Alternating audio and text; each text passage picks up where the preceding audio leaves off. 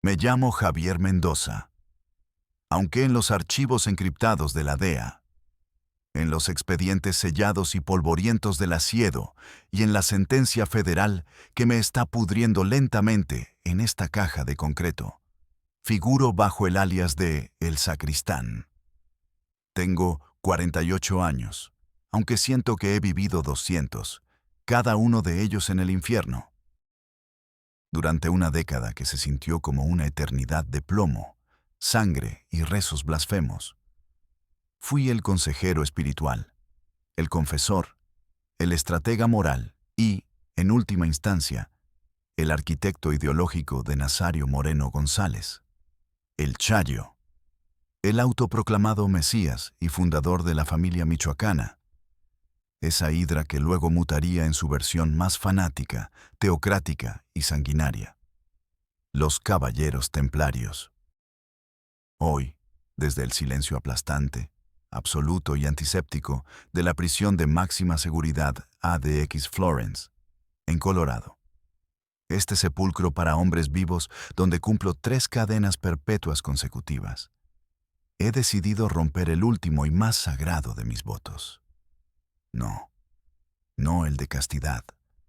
Ese lo rompí por el más puro de los amores, el de un padre por su hija, mucho antes de saber lo que era el verdadero infierno en la tierra. Hoy, rompo el voto de silencio. Todo lo que el mundo, todo lo que ustedes creen saber sobre los templarios, esa fachada de cruzados justicieros, de Robin Hoods con cuerno de chivo que supuestamente protegían al pueblo del azote de otros cárteles, es la mentira más elaborada, más seductora y mejor construida en la sangrienta historia del narcotráfico mexicano. No eran un cártel, eran una secta. Un culto a la muerte y al poder, disfrazado con los ropajes de una fe cristiana pervertida hasta lo irreconocible. Su verdadero Dios no habitaba en el cielo, no escuchaba oraciones ni ofrecía salvación. Su Dios era el cristal, la metanfetamina, el hielo que quemaba las almas y llenaba sus arcas. Y yo, un ex sacerdote católico ordenado, un hombre que un día consagró el cuerpo y la sangre de Cristo con manos temblorosas de fe, me convertí en el sumo pontífice de su religión demente. Yo era el hombre que, con agua bendita y rezos en latín, bendecía los cargamentos de droga antes de que cruzaran la frontera para envenenar a cientos de miles de almas anónimas. Yo era el que les daba la absolución a sicarios con las manos aún calientes de torturar, minutos antes de que fueran a descuartizar a un enemigo y esparcir sus restos por la plaza del pueblo. Yo bautizaba a sus hijos en ceremonias fastuosas, rodeado de lujos pagados con sangre, y les leía los santos óleos a sus moribundos, prometiéndoles un paraíso de guerreros que yo sabía perfectamente que no existía para ellos. La gente oye los nombres de El Chayo o La Tuta y piensa en los monstruos. Se equivocan. Eran la cara visible, los profetas carismáticos y desquiciados. Pero el verdadero poder, la maldad más profunda y duradera, era la idea que sembraron, la perversión sistemática de la fe que yo mismo, con mi conocimiento teológico, ayudé a cultivar, a estructurar y a hacerla creíble. Y esa idea, mis amigos, esa semilla maldita, sigue viva, latente, esperando en la tierra fértil de la miseria y la ignorancia a que un nuevo profeta la haga germinar. Estoy seguro de que ahora mismo se preguntan, con una mezcla de morbo y desdén, ¿cómo un hombre que juró ante un altar servir a Dios termina sirviendo al diablo en las sierras escarpadas de Michoacán? La respuesta, créanme, no es tan complicada ni tan novelesca como parece. No fue la codicia. Nunca me importó el dinero más allá de lo necesario para comer y mantener la parroquia. Fue el amor. El amor en su forma más pura y la desesperación en su forma más cruda. Esa es la combinación más peligrosa que existe. El ácido que disuelve todas las líneas morales. Yo era párroco en La Huacana, un pequeño pueblo polvoriento y olvidado por Dios y por el gobierno, cerca de Apatzingán. Un hombre, dentro de lo que cabe, feliz.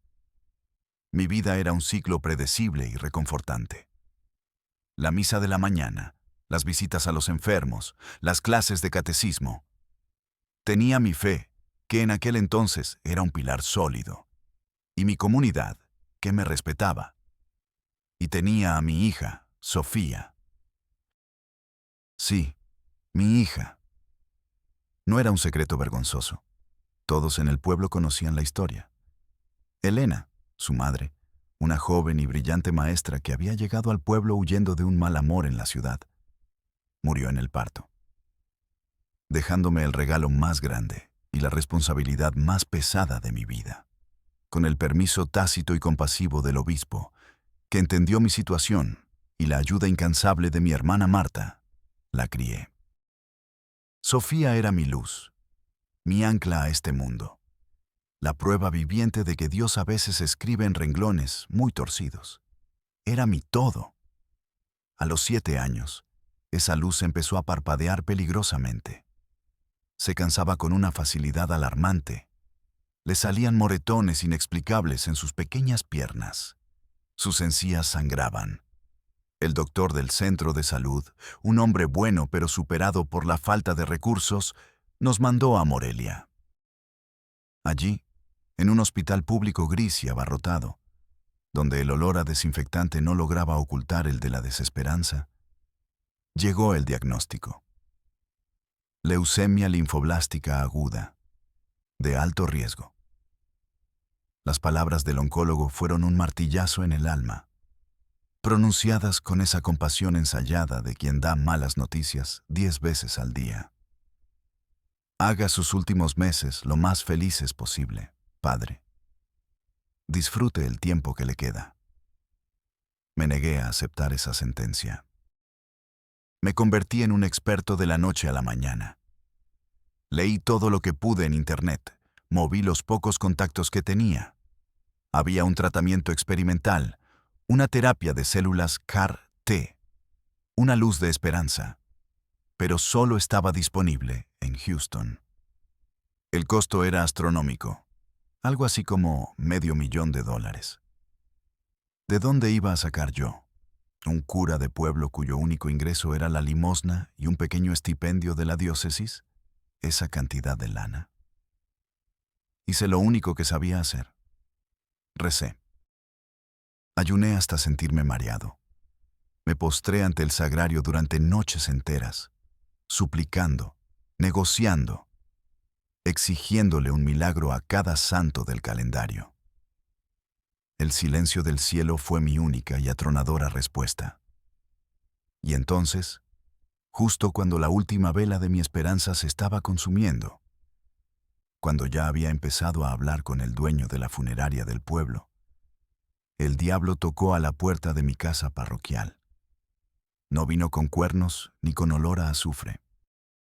Vino en una flamante Suburban negra, blindada, con los cristales tan ahumados que parecían pedazos de noche.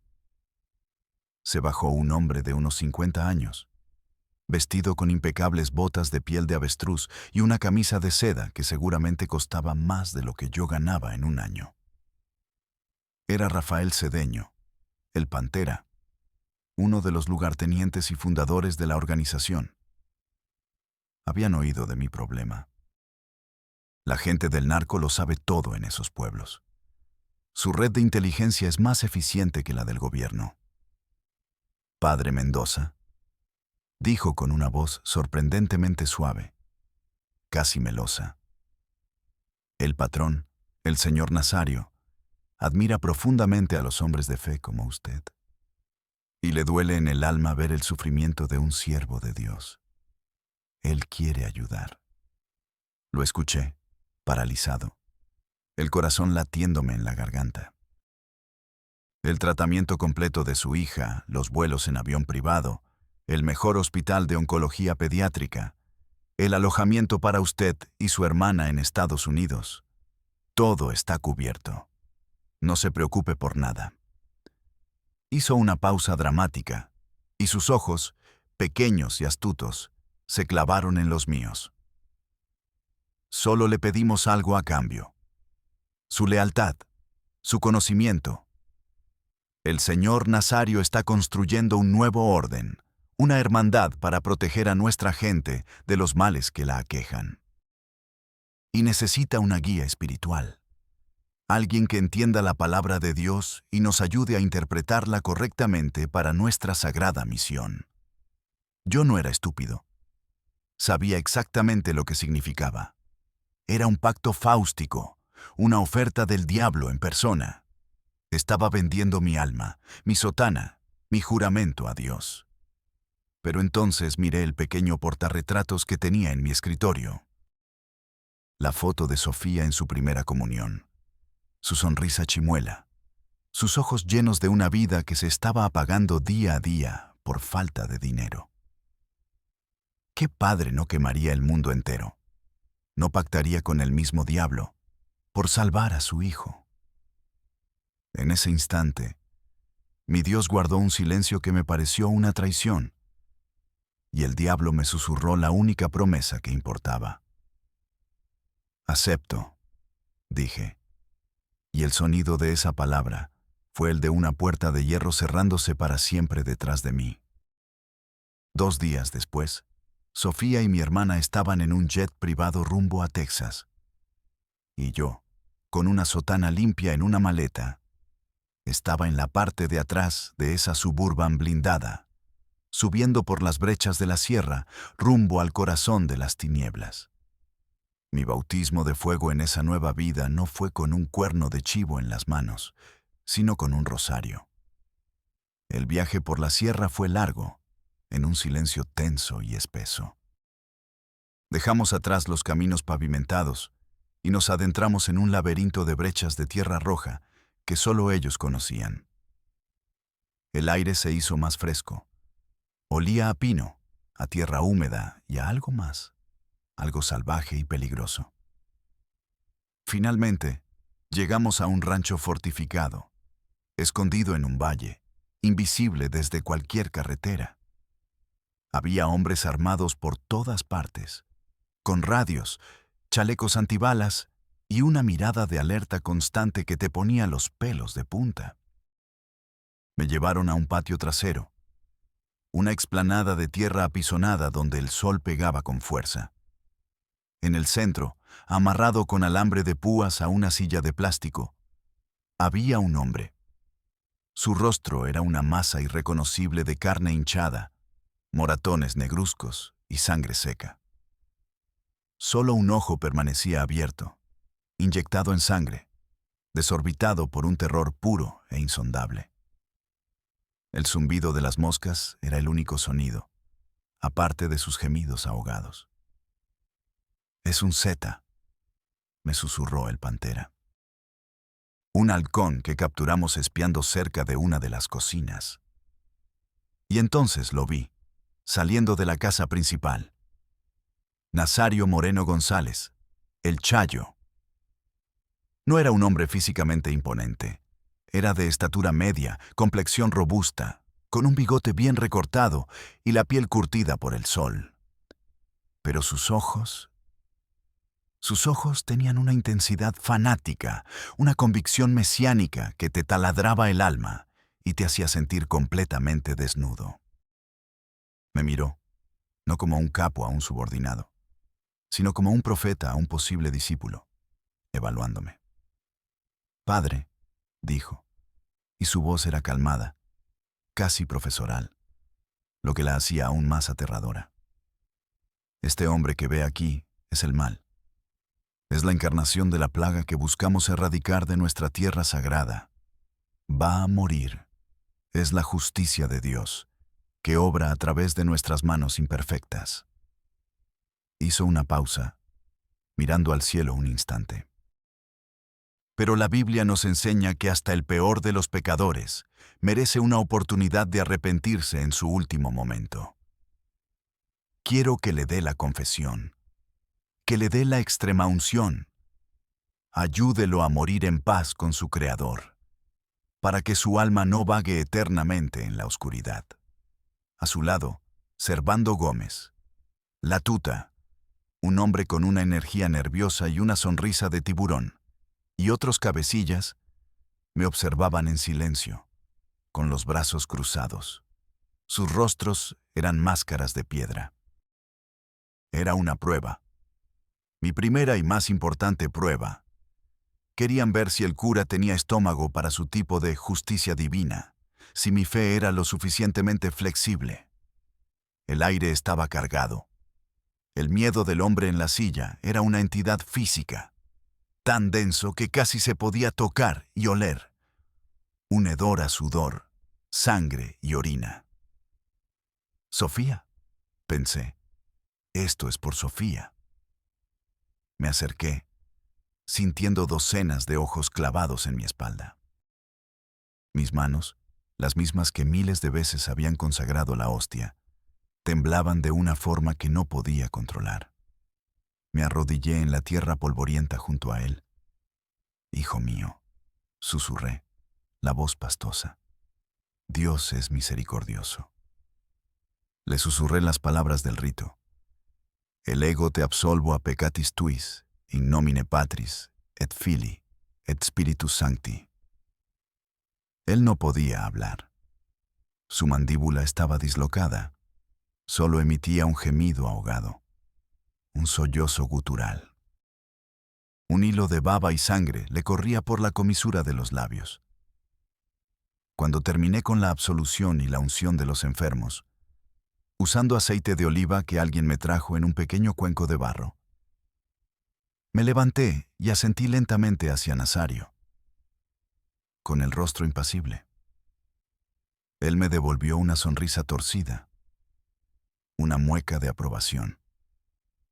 «Gracias, Padre. Ha hecho la voluntad de Dios. Ha salvado un alma». Entonces, le hizo una seña casi imperceptible, un ligero movimiento de cabeza a uno de sus sicarios, un joven de aspecto indígena con la mirada completamente vacía. El sicario sacó un machete largo y afilado de una funda que llevaba a la espalda. No hubo un disparo rápido y piadoso.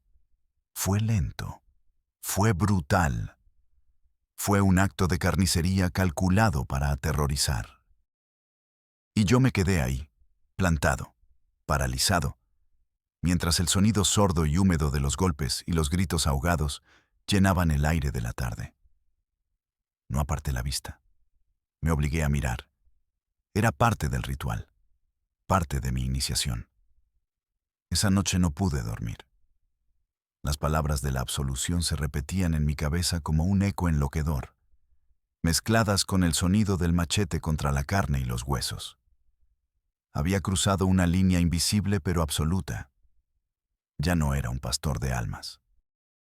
Me había convertido en el conserje del infierno, el encargado de barrer los restos espirituales para la siguiente ejecución. El verdadero proselitismo, la construcción de la secta, comenzó poco después de esa primera prueba. Nazario, ahora convencido de mi utilidad, empezó a revelarme sus planes. Una tarde me llamó a su oficina, una cabaña de madera de pino lujosamente amueblada en medio de la nada, con aire acondicionado y conexión a Internet por satélite. Me llevó a su biblioteca personal. No era la biblioteca de un narco. No había libros de contabilidad ni manuales de armas. Las paredes estaban cubiertas de estanterías repletas de libros de historia, filosofía y, sobre todo, teología. San Agustín, Santo Tomás de Aquino, junto a Clausewitz y Maquiavelo. Pero lo que me llamó la atención fue una pila de al menos 50 ejemplares idénticos, encuadernados en piel oscura, sin título en el lomo. Nazario tomó uno y me lo entregó con la solemnidad de quien entrega las sagradas escrituras. «Este es mi evangelio, Padre», me dijo, mirándome fijamente. «Se llama Pensamientos. Es la guía moral y espiritual de nuestra hermandad». Lo abrí con una mezcla de curiosidad académica y aprensión existencial. Era una mezcla incoherente y peligrosa. Un collage de autoayuda barata al estilo de John C. Maxwell, a quien Nazario idolatraba. Pasajes bíblicos sacados de contexto y tergiversados hasta decir lo contrario de su intención original. Una ideología de pseudo-caballeros medievales con un código de honor delirante y justificaciones teológicas para la violencia extrema.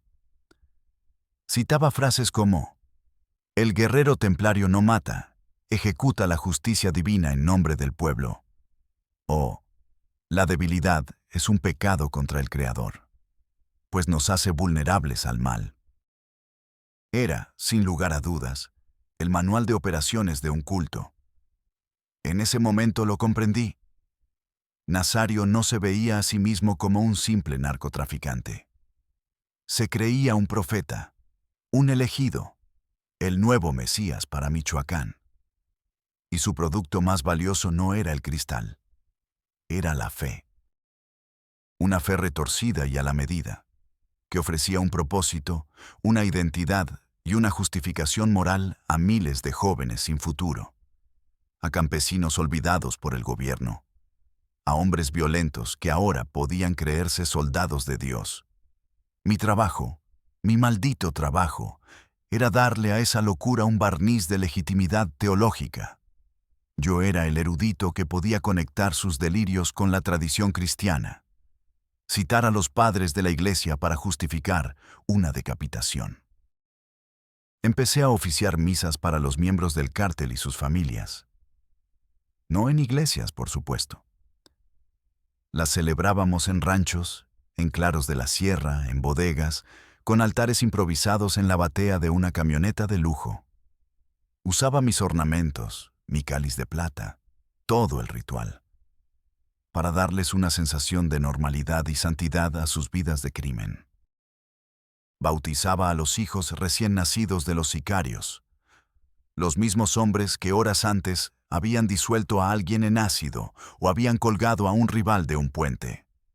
Daba sermones en los campos de entrenamiento, hablándoles a los nuevos reclutas, a los guerreros, sobre su sagrada misión. Les leía pasajes del Evangelio de Nazario, y luego los conectaba con la vida de los mártires o las cruzadas, explicándoles que su violencia era necesaria, un mal menor para lograr un bien mayor. Me convertí en una pieza clave de su maquinaria de propaganda y reclutamiento. La gente en los pueblos, que recibía despensas y medicinas de la empresa, empezaba a verme como un santo, el padre de los templarios, el confesor de los justicieros, el que hablaba con Dios en su nombre. Y yo, mientras tanto, cada semana recibía en un teléfono satelital fotos de mi hija sonriendo, con el pelo creciendo de nuevo, en la sala de juegos de un hospital de Houston. El cheque por la venta de mi alma se pagaba puntualmente cada mes, en imágenes de la vida que yo estaba salvando a costa de la mía y de tantas otras. Mi ascenso dentro de la estructura fue vertiginoso. Mi valor no residía en mi capacidad para la violencia, sino en mi habilidad para justificarla y santificarla. Nazario me hizo su confesor personal, su teólogo de cabecera. Pasaba horas, a veces días enteros, encerrado con él en su despacho. Escuchaba sus delirios de grandeza, sus paranoias sobre traiciones, sus intrincadas justificaciones teológicas para las masacres más atroces. Era un hombre extrañamente carismático. Podía citar de memoria el Sermón de la Montaña y un minuto después, sin cambiar el tono de voz, ordenar que le trajeran la cabeza de un traidor en una hielera para usarla como centro de mesa en una junta. Mi trabajo era escuchar, asentir y darle la razón con argumentos sacados de la misma Biblia que él pervertía. Estás haciendo la obra de Dios, Nazario. Eres su instrumento. A veces Dios elige instrumentos imperfectos para sus planes perfectos. David era un adúltero y un asesino, y aún así fue el rey elegido. Cada palabra que salía de mi boca era una palada de tierra más sobre mi propia tumba espiritual, pero lo mantenía con vida a él, y por extensión, a mi hija. Mi rol se expandió. Me convertí en el maestro de ceremonias de sus rituales de iniciación. Los nuevos miembros, a menudo jóvenes impresionables, no solo juraban lealtad. Participaban en una ceremonia cuasi religiosa que yo mismo diseñé, por orden directa de Nazario, mezclando ritos de la masonería, la liturgia católica y la simbología templaria que él había inventado. Hacíamos que los iniciados vistieran túnicas blancas con una cruz roja. Usábamos espadas para el juramento, que hacían sobre una Biblia abierta y una copia del libro de pensamientos. Era puro teatro, pero un teatro increíblemente efectivo.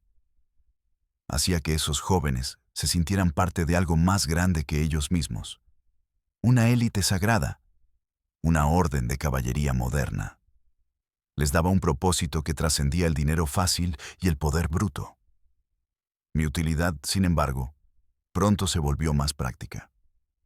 Un día, Nazario me encomendó una misión que me sacó del santuario y me arrojó al lodo. Se trataba de un importante empresario aguacatero de Uruapan, un hombre llamado Don Ricardo Villa, que se negaba a pagar la cuota de protección. Era un hombre de la vieja escuela, influyente, con conexiones en la política local. Una ejecución sería ruidosa y contraproducente. «Quiero que vaya usted, padre», me ordenó Nazario.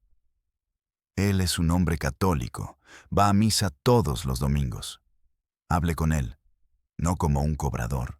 Hable con él como un siervo de Dios que le lleva un mensaje divino.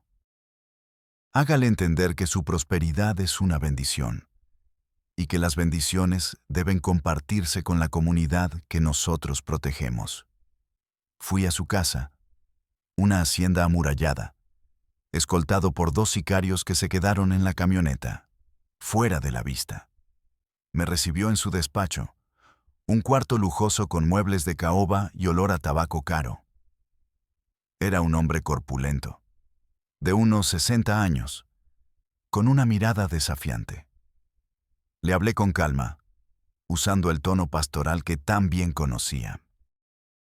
«Don Ricardo, vengo como un mensajero de paz. La hermandad admira su trabajo, cómo ha dado empleo a tanta gente. Pero en estos tiempos difíciles, la protección tiene un costo. Es una forma de diezmo, si lo quiere ver así, para asegurar que la plaga de los zetas y otros delincuentes no toque sus huertas ni a su familia». Él me escuchó, con una media sonrisa burlona. «Padre, con todo respeto, yo no negocio con criminales, aunque vengan vestidos con sotana. Dígale a su patrón que se vaya al diablo». La conversación fue corta. Salí de allí sabiendo lo que vendría. 2 días después, el hijo mayor de don Ricardo, que estudiaba en Morelia, fue levantado. No le hicieron daño. Simplemente lo tuvieron un día entero en una casa de seguridad, con los ojos vendados, escuchando historias de terror sobre lo que le hacían a los enemigos de la hermandad. Lo soltaron en una carretera, temblando, con un mensaje: «Tu papá tiene 24 horas para reconsiderar la oferta de Dios». Al día siguiente, volví a la hacienda. Esta vez, don Ricardo me recibió de pie, pálido, con los ojos hundidos. No hubo necesidad de hablar. Me entregó un maletín lleno de efectivo. Puse mi mano sobre el maletín y dije: «Que Dios le multiplique su generosidad, hijo mío». Al salir, sentí el peso de mi complicidad de una forma nueva y más sucia. Ya no era solo el ideólogo. Era un extorsionador, un operador del terror psicológico. Era una herramienta activa del mal. Bajo la bandera de esta fe retorcida, la empresa se convirtió en un estado paralelo. Controlaban los puertos de Lázaro Cárdenas, las minas de hierro que vendían ilegalmente a China, las cosechas de aguacate y limón. Extorsionaban a cada negocio, desde la tortillería de la esquina hasta las grandes corporaciones mineras transnacionales. Y todo se hacía bajo el estandarte de la justicia divina y la protección del pueblo. Yo estaba en el centro neurálgico de todo. Mi presencia, mi bendición, se volvió necesaria para las operaciones importantes.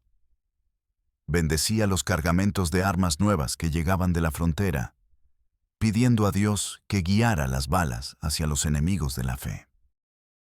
Bendecía los convoyes de camionetas llenas de sicarios que salían a limpiar una plaza, trazando la señal de la cruz en el aire mientras ellos respondían con un amén. Bendecía a los capos antes de una reunión importante con políticos o cárteles rivales. Me convertí en el amuleto de la buena suerte de la organización, el que garantizaba el favor divino para sus operaciones diabólicas. Mi palabra calmaba a los comandantes más sanguinarios y daba un falso sentido de rectitud a sus acciones. Era el arquitecto de su coartada moral. Y entonces, cuando creía que ya había tocado fondo, que mi alma no podía caer más bajo, me pidieron que realizara el ritual supremo. El corazón de nuestra blasfemia, la consagración de nuestro verdadero Dios.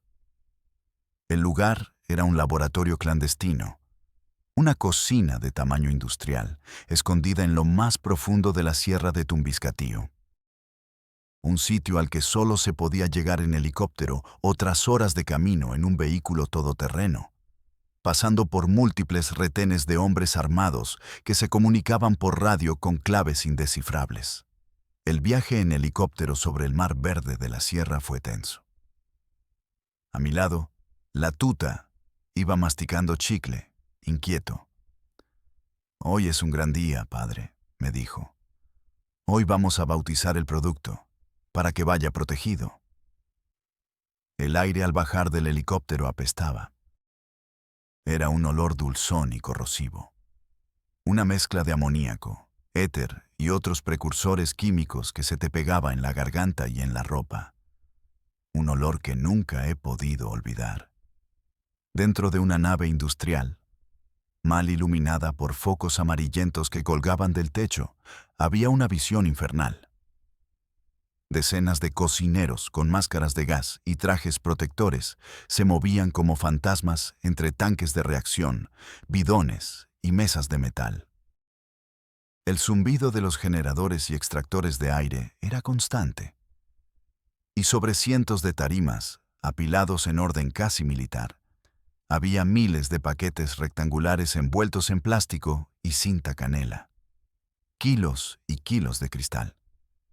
Metanfetamina pura, de la más alta calidad, lista para ser enviada al norte.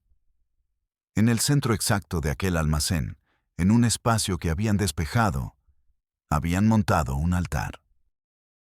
Un altar de verdad, cubierto con un mantel blanco bordado, candelabros de plata y un crucifijo de madera tallada. Pero en lugar de la patena con la hostia y el cáliz con el vino, sobre el altar descansaba un ladrillo perfecto de metanfetamina, brillante como el cuarzo bajo la luz. Nazario y sus lugartenientes más cercanos estaban allí, todos vestidos de un blanco impecable. La tuta, el chango, Méndez, el quique, Plancarte. Sus rostros eran solemnes, como si estuvieran a punto de presenciar un milagro. Nazario subió a una pequeña plataforma. «Hermanos», comenzó, su voz resonando en el hangar. «Lo que ven aquí no es una droga. Es nuestra economía. Es el recurso que nos da el poder para defender a nuestro pueblo.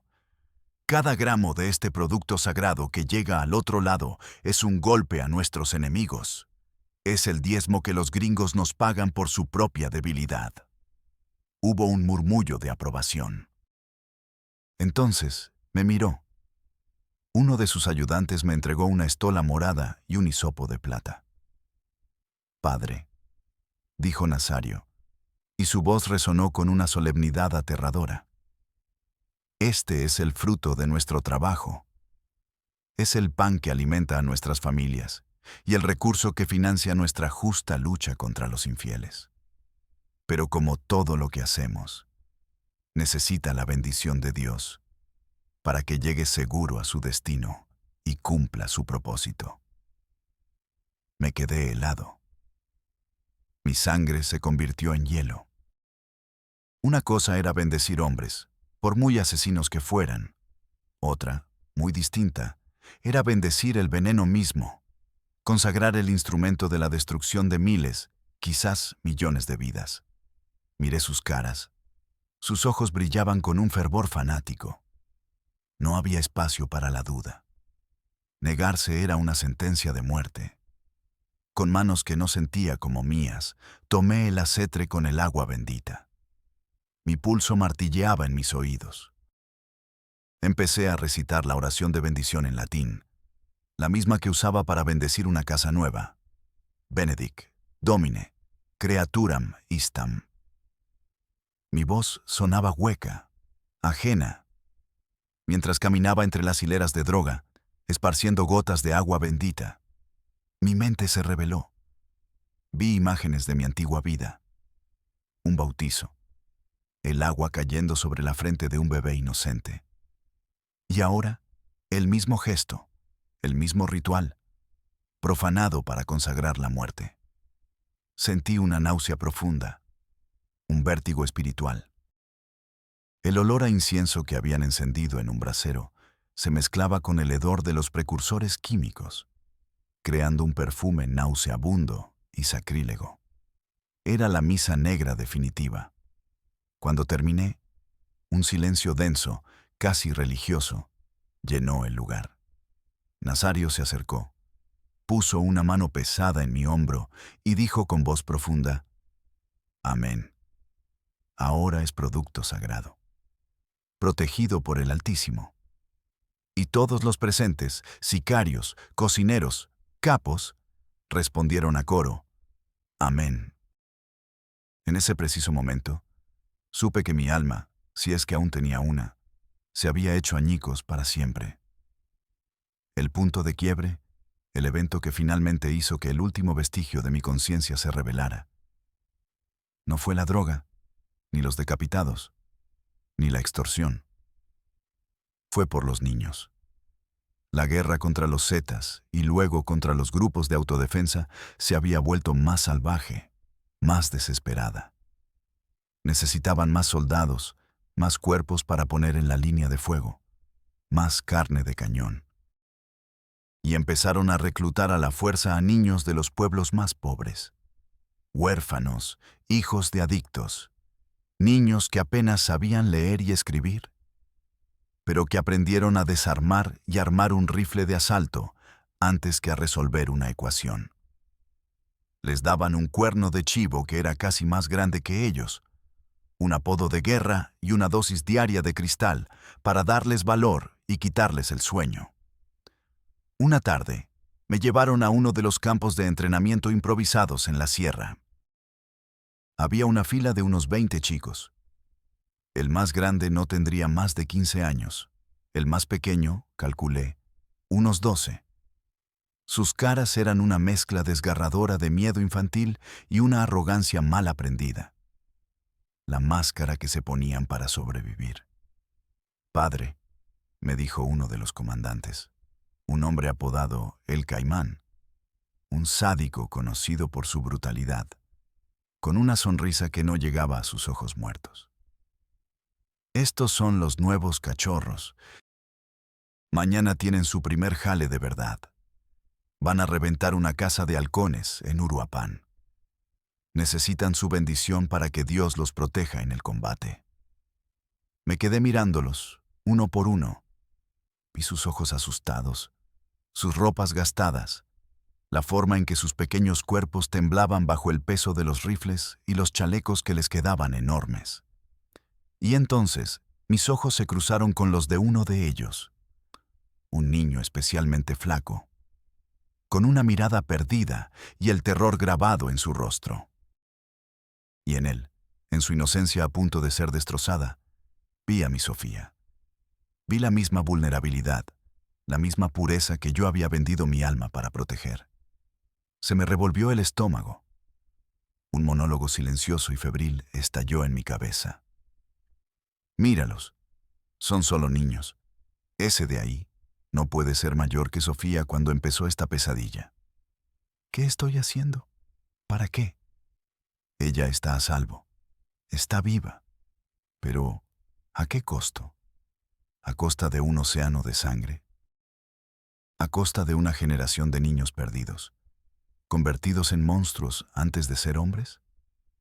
Si bendigo a estos niños, si los envío a la muerte con mis palabras sagradas, ya no soy solo un pecador, un cómplice.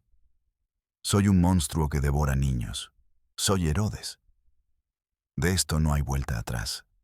De esto no hay redención posible. Algo dentro de mí, un dique que había contenido una década de horror y autodesprecio, se rompió. Por primera vez en casi 10 años, dije que no. No. Mi voz fue apenas un susurro tembloroso. ¿Cómo dice padre? Preguntó el caimán, frunciendo el ceño, incrédulo. Me armé de un valor que no sabía que tenía, un valor nacido de la vergüenza absoluta. He dicho que no, grité, y mi voz resonó en el claro del bosque. No voy a bendecir a estos niños para mandarlos a una masacre. Son niños, míralos. Esto no es la obra de Dios. Esto es una abominación, es el trabajo del diablo. El silencio que cayó fue más pesado y más peligroso que el de cualquier tumba. Los niños me miraban con los ojos abiertos como platos. Los sicarios adultos me miraban como si me hubiera vuelto loco. El caimán me sostuvo la mirada durante un largo segundo, y en sus ojos vi una furia fría y calculadora. No dijo una sola palabra. Simplemente me dio la espalda. Se dio la vuelta y se fue, haciéndole una seña a sus hombres para que lo siguieran, dejándome solo con los niños y el eco de mi propia sentencia de muerte. En ese instante, supe que había firmado mi fin. En la lógica implacable del cártel, yo ya no era un activo valioso. Me había convertido en un problema, y a los problemas, en ese mundo, se les elimina. Esa misma noche escapé. No hubo un plan elaborado. Fue un acto de puro instinto de supervivencia. Esperé a que la oscuridad fuera total. Cogí una pequeña mochila que siempre tenía lista. Metí en ella un fajo de dólares que guardaba, una botella de agua y la última foto que tenía de Sofía, ya adolescente, sonriendo en su fiesta de 15 años. Salí de mi cabaña y, moviéndome entre las sombras, llegué a la zona donde los rancheros que trabajaban para el cártel dejaban sus vehículos. Robé una vieja camioneta Nissan, de esas destartaladas que nadie echaría de menos de inmediato, y conduje sin rumbo, internándome en la noche, con las luces apagadas, rezando para no despeñarme por un barranco. Sabía que no tenía mucho tiempo. La organización tenía ojos y oídos en todas partes. Yo era un hombre muerto caminando, solo que aún no me habían alcanzado las balas. Durante 3 días y 3 noches viví una pesadilla. Conduje por caminos secundarios, por brechas que apenas aparecían en los mapas. Dormía en la camioneta, comiendo galletas y bebiendo agua caliente. La paranoia era mi única y constante compañera. Cada par de faros que aparecía en el retrovisor era un comando de sicarios viniendo a por mí. Cada sombra en la oscuridad era un asesino. Mi objetivo era desesperado: llegar a la frontera, a Tijuana o a Laredo, y entregarme a los gringos de la DEA. Sabía que en México no tenía ninguna posibilidad. Mi única esperanza era convertir la información que tenía en mi cabeza en un salvoconducto. En un pueblo costero de Sinaloa, exhausto y deshidratado, cometí un error fatal. Me detuve en un Oxxo a comprar agua. Un par de policías municipales en una patrulla me vieron. No sé cómo. Quizás mi foto ya circulaba por todas sus redes internas, pero me reconocieron. Se bajaron del coche con una calma antinatural. Me sonrieron. Tranquilo, padre, dijo el más gordo. Sabemos quién es. Lo vamos a ayudar. Me llevaron a la comandancia. Me sentaron en un despacho, y uno de ellos hizo una llamada. Jefe, dijo en voz baja, ya cayó el pajarito. Lo tenemos aquí. Estaban llamando al cártel. Me habían vendido. Esperé mi muerte durante 2 horas, pero en lugar de sicarios, lo que llegó fue el infierno. Un convoy de vehículos blindados de la Marina Armada de México reventó el lugar. El tiroteo fue brutal. Las paredes se hicieron polvo a balazos de calibre .50. Yo me tiré al suelo, rezando por primera vez en años. No por mi alma, sino para que una bala perdida acabara con todo. Cuando el humo se disipó, los marinos me sacaron de entre los cuerpos de los policías corruptos. Alguien había filtrado mi ubicación, no solo al cártel, sino también al gobierno. Me esposaron, me pusieron una capucha y me subieron a un helicóptero. No me salvaron, simplemente cambié de dueño. Un mes después, tras interrogatorios interminables, estaba en un avión de la DEA, extraditado a Estados Unidos. El sacristán había caído. Y aquí estoy, en esta caja de concreto y acero de 2 por 3 metros, 23 horas al día. El silencio es la tortura más refinada. He perdido la noción del tiempo. Mi única compañía son los fantasmas de mi pasado. Veo el rostro aterrorizado del Zeta en la silla, al empresario aguacatero suplicando por su hijo, las caras de los niños con los rifles, las montañas de cristal esperando mi bendición. Y veo a Sofía. Ella se curó. Se graduó de la universidad. Vive en San Antonio con mi hermana. No sabe nada de esto. Para ella, su padre, el cura del pueblo, murió en un accidente hace años. Es la única mentira piadosa que me queda, el único bien que surgió de tanto mal. ¿Por qué hablo ahora? No es por buscar perdón. Para hombres como yo no hay perdón. No es para reducir mi condena, porque de aquí solo saldré en una bolsa de plástico. Hablo porque el silencio me está matando más rápido que la propia condena. Hablo porque la gente tiene que saber la verdad. El mal no siempre lleva la cara de un monstruo. A veces lleva el rostro de la necesidad, de la desesperación, del amor paternal. A veces, el diablo no te ofrece un contrato firmado con sangre.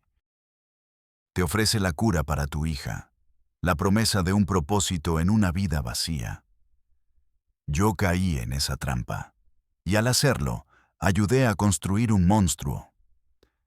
Así que si alguna vez la vida los pone contra la pared, si alguna vez sienten que no tienen salida y escuchan una voz que les ofrece una solución fácil a cambio de un pequeño favor, recuerden mi historia.